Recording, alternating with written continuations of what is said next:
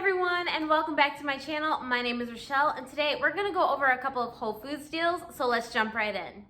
All right, you guys, so this first deal is gonna be on the Keto toaster waffles. So right now, these are on sale for $3.99, but with the Amazon QR code, you're gonna save that 10%, bringing the total down to $3.59. So you're gonna go ahead and pay that out of pocket, and you're gonna submit your receipt over to Ibotta for $1, which would make the final cost of the waffles $2.59.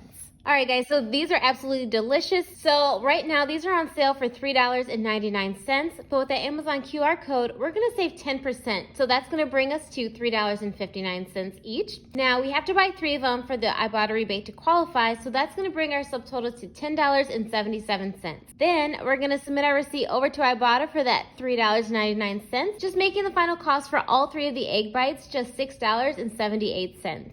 All right, so this next one is on the Power Provisions bone broth soups. So right now you can pick one of these up for $2.99. Submit over to Ibotta for $1.50, making your final cost for one of these just $1.49.